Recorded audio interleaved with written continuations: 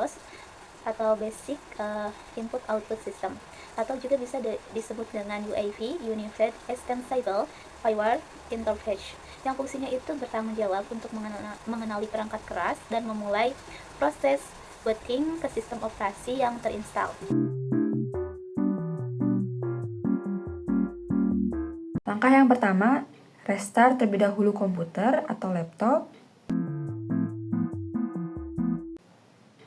Langkah kedua, tekan tombol F1 secara terus-menerus.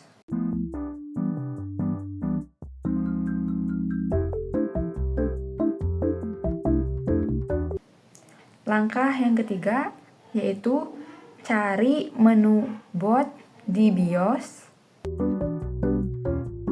Langkah yang keempat, atur urutan USB sebagai urutan yang utama atau pertama jika Anda menggunakan boot dari USB. Yang terakhir, simpan perubahan dan keluar dari settingan boot, dan biasanya tertulis tulisan save and exit.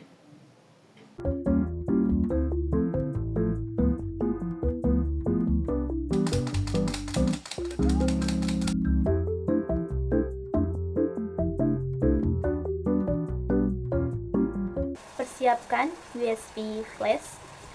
Pastikan dalam hard disk itu sudah ada file Windows 11 ISO yang diunduh dengan menggunakan alat seperti Rufus untuk membuat bootable USB dari file Windows 11 yang sudah diunduh. Yang kedua, power on cell test adalah proses yang pertama dilakukan saat Anda menyalakan komputer. Step yang ketiga yaitu inisialisasi perangkat keras. Setelah pause, BIOS akan mulai menginstalisasi perangkat keras ke sistem lainnya. Yang keempat yaitu ada pengaturan boot order atau urutan boot. Urutannya yaitu USB flash drive jika digunakan untuk instalasi, lalu hard drive untuk boot dari media optik, dan network boot untuk boot melalui jaringan. Dan yang kelima yaitu mencari bootable device.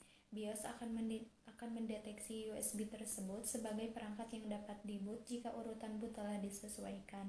Yang keenam yaitu memuat bootloader. Adalah program yang bertanggung jawab untuk memuat sistem operasi. Contoh bootloader untuk Windows adalah Windows Boot Manager.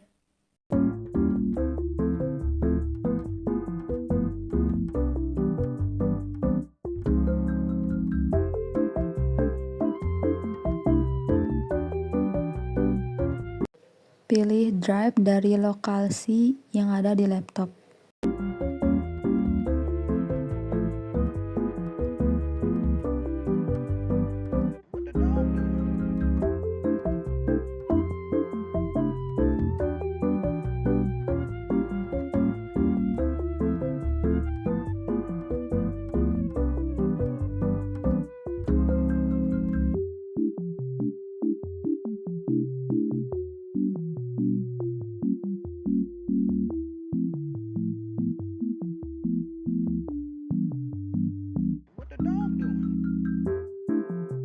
Langkah ketujuh, memulai sistem operasi. Setelah semua komponen utama dimuat, Anda akan dibawa ke layar login untuk sistem yang memerlukan login pengguna, atau langsung ke desktop untuk sistem tanpa password login. Langkah ketujuh, tugas BIOS setelah boot adalah fungsi di awal untuk memulai dan mengkonfigurasi perangkat keras dan memberikan kendali ke sistem operasi.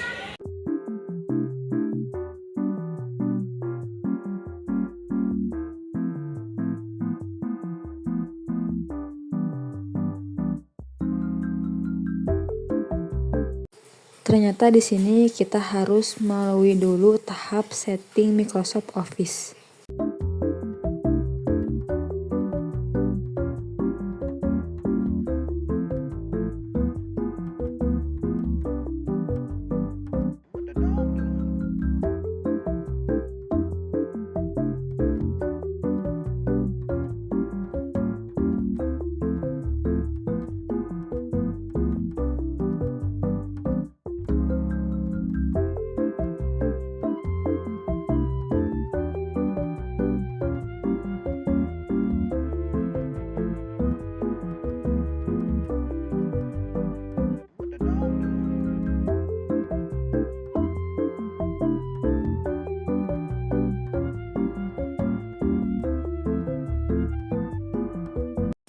akhirnya kita memasuki installing terakhir.